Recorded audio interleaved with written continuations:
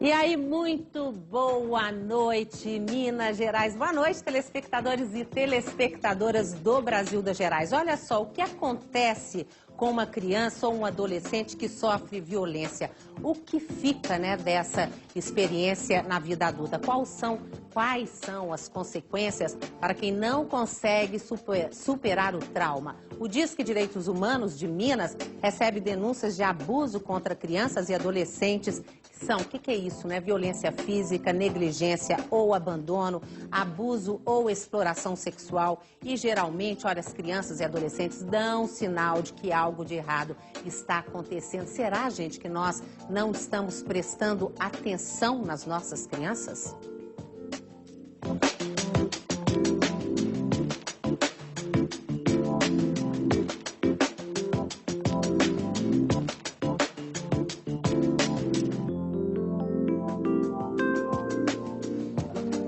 E aí, você pode compartilhar com a gente. Pode não, por favor, compartilhe com a gente. É um assunto tão delicado, tão importante, que a gente tem que falar com ele desse assunto, mas com muita coragem, Se você tem algo a dizer, nosso telefone é 32090021, brgerais@redminas.mg.gov.br, no meu blog, robertazampete.com.br, ou no twitter.com/brgerais. E hoje nós temos livros para vocês aqui no estúdio, porque eu tenho dois convidados escritores, que é o Davi Castro e a Regina Renó, que é artista plástica, e o Davi, que é produtor cultural. Eu vou mostrar agora o livro deles.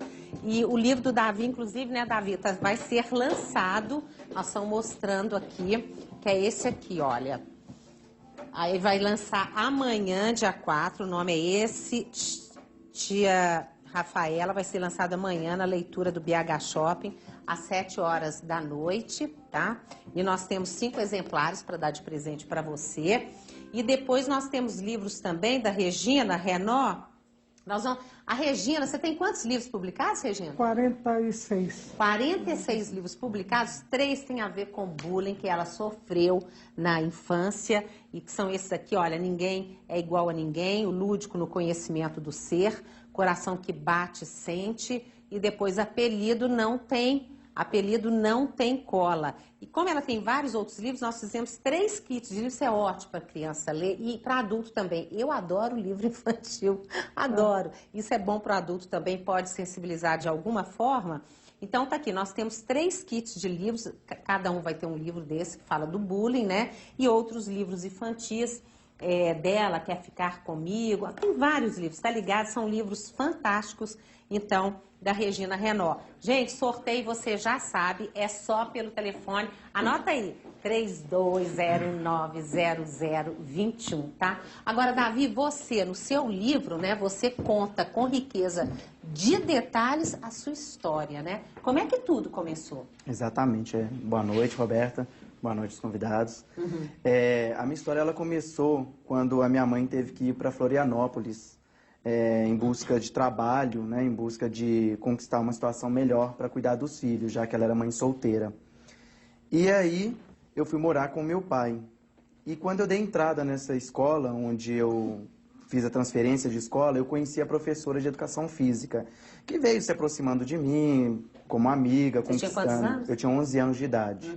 E aí tudo começou como uma amizade, Primeiro, ela veio me conquistando a minha confiança, a minha amizade, me chamava sempre para acompanhá-la até a academia do marido.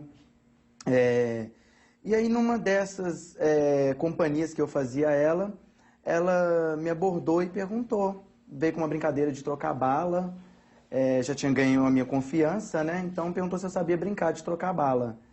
E aí, nesse momento, ela tirou uma bala da bolsa e começou ali o jogo de sedução dela. E foi um susto para mim, porque, afinal de contas, eu era uma criança de 11 anos de idade, Não sabia do que estava acontecendo, da real situação, E uma criança, ela não tem condição alguma de distinguir o que é brincadeira e o que está por trás ali, quais são as segundas intenções, E eu embarquei na brincadeira dela e isso acabou se tornando uma relação de 8 anos. E você foi morar na casa dela, inclusive? Eu fui morar na casa dela. E ela era casada? Ela era casada, já tinha um filho e tinha uma menina que ela criava também, que chegou antes de mim. Então, quando eu fui para a casa dela, a gente já estava se envolvendo sexualmente.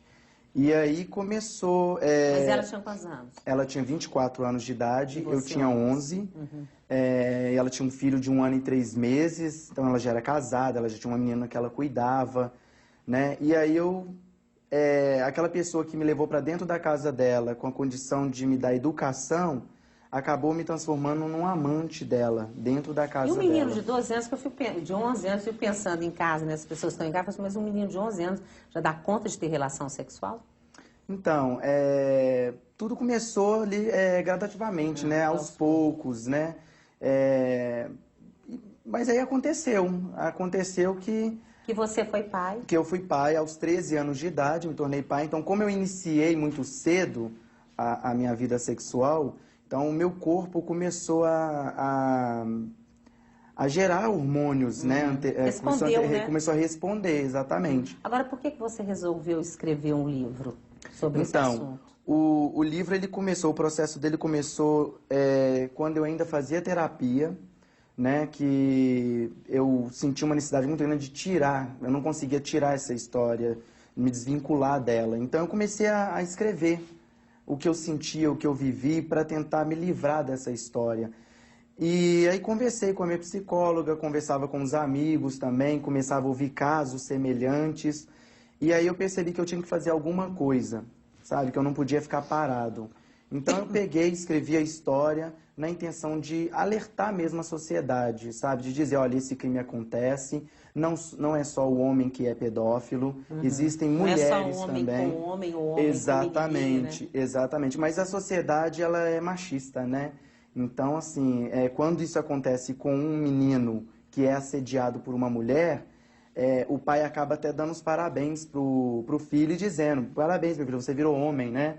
Você se tornou homem, né? E a gente não pode esquecer, a gente está falando de criança, né? A gente não está falando de homem, nem mulher, nem menino, nem menina, a gente está falando de criança. Depois você vai contar mais, mas Claro. Esse tipo de caso já surgiu no Disque Direitos Humanos? Quer dizer, uma mulher assediando um menino?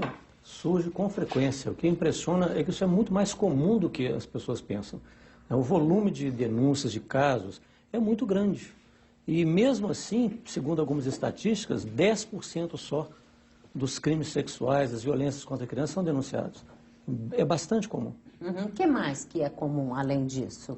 Mas porque vocês recebem mais ou menos, eu nem arrisquei a colocar número na abertura do programa, Sim. que eu sei que é muita coisa, né? Que vocês recebem de violência, esses vários tipos de violência contra crianças e adolescentes, né? Mais ou menos quantas denúncias recebem por mês? Bom, em primeiro lugar, o que impressiona é que o Disque de Direitos Humanos, que atende todos os tipos de violação, 70% das denúncias são referência a criança e adolescente. Já é uma coisa impressionante.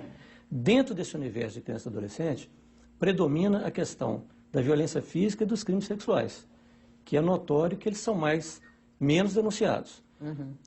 Nós fechamos agora o dia 31 de outubro com quase 3.000 denúncias. Muita coisa. Agora, muita você coisa. é psicólogo também, Sim. né?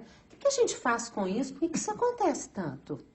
Bom, essa é uma questão que a sociedade precisa entrar para discutir, né? Causas. Nós temos ações até muito boas de combate, de mecanismos de denúncia, de defesa. Há toda uma intenção, toda uma rede de atenção a isso. Mas a discussão, né, sobre o que provoca isso, ela ainda é muito incipiente. Por quê?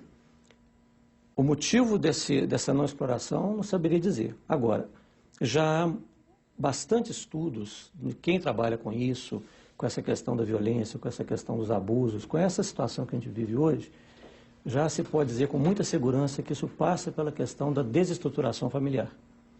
A ausência de estrutura familiar, a ausência de boas referências, né, de um cuidado dos pais com os filhos, abre oportunidade para uma Um série monte de coisa. Depois nós vamos falar dos negligências, sinais que as violência. Sim. crianças dão, né? Que é uma questão da gente prestar atenção, mas eu acho que às vezes as pessoas não têm informação, é bom a gente dar. Agora você está falando dessa coisa de falta de estrutura familiar, né, Regina? Eu fico pensando o seguinte, porque a tendência que a gente tem é imaginar o seguinte, que 20 anos atrás, ou 30, havia uma estrutura melhor, né? Mas a violência acontecia. Acontecia, inclusive, só gostaria de falar sobre essa coleção que você mostrou.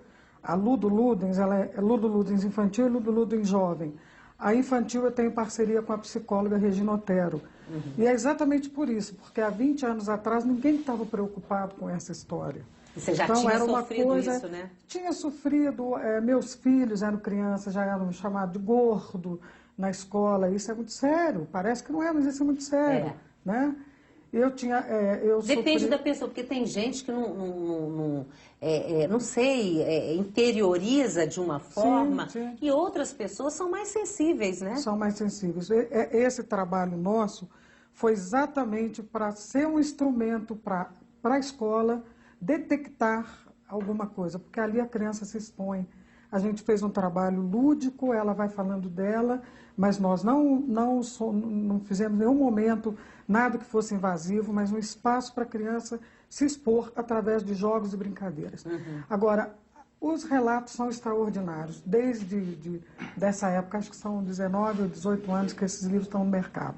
Depois eu fiz outras coisas, continuei, é um tema que me interessa muito, até porque eu sofri uma agressão com 7 anos de idade, eu apanhei da professora e fui chamada de burra. Então, acho que eu sou autora de teimosia. E outra nem é autora. Vamos contar para os telespectadores. Uma professora de desenho, estou lembrando aqui, falou para você, você não leva jeito para isso, e você hoje é artista plástico. Falou que ela pediu para desenhar uma boca, e eu não queria desenhar uma boca fora do rosto, porque uma boca está numa cabeça, mas tinha que ser a boca. É uma imposição, né? Uma coisa de autoritarismo, uma coisa complicada. Hoje, graças a Deus, melhorou, mas era pior. E eu desenhei a boca, ela falou que minha boca era uma tigela, que eu não levava o menor jeito para desenho. Daquele grupo todo, a única que saiu artista plástica fui eu. Né? Ótimo, né? Ainda bem. Talvez por teimosia também. Louco, depois eu quero que você Talvez conte os casos, o que você percebe, né, nas crianças e adolescentes. Mas não. e você? Gente, Beth é nossa telespectadora lá da cidade de Sete Lagoas, né, Beth? Isso. E eu mando para os telespectadores os assuntos e ela topou participar. Sim, nossa, um prazer enorme de estar aqui com você. Muito obrigada. Muito bom. Meu. Mas e você? Você também tem uma série de traumas, porque a gente está querendo mostrar o seguinte, gente, violência em nenhum sentido ela não vale sempre, né? Quer dizer, para a criança ela é péssima e para os adultos que não conseguem superar. Eu quero saber se você superou, mas você ainda não conseguiu superar uma série de coisas que de certa forma foi violência que você teve na infância, né, Beth? Sim, muita violência. Que tipo de violência? Você apanhava demais? Que Apanhava. Posso contar mais ou menos o que foi? Pode. Vamos resumir o caso. Porque é grande. Quando eu tinha mais ou menos de 2 para 3 anos de idade, eu sou a 8ª filha de 10 filhos. A minha irmã, de 5 anos, ela teve paralisia infantil e poliomielite. Então, naquela época, como ainda né, não tem que separar. Então, eu fui separada dos meus pais. Então, eu ficava só vendo meu pai e minha mãe através de vidro, não via, né? Isso te fez sofrer muito. Ai, gente, 2 anos de idade, uma criança ser separada da mãe, e ver por que a minha mãe só fica com aquela ali, não vem cá e me dá um abraço. Você não entende, a gente não entende isso. Não dá para entender, né? Agora, se vocês verem uma criança assim nessa situação, vocês podem pensar Você que nisso, teve né? a poliomielite, Não, a minha irmã. Aí você ficou afastada. Ela Aí perdeu o afeto, Eu perdi tudo, né? Do meu pai e da minha mãe, né? E acontece que aí eu fui entregue para os irmãos mais velhos tomar conta. E irmão mais velho não tem paciência, não tem amor, não tem carinho com o outro irmão.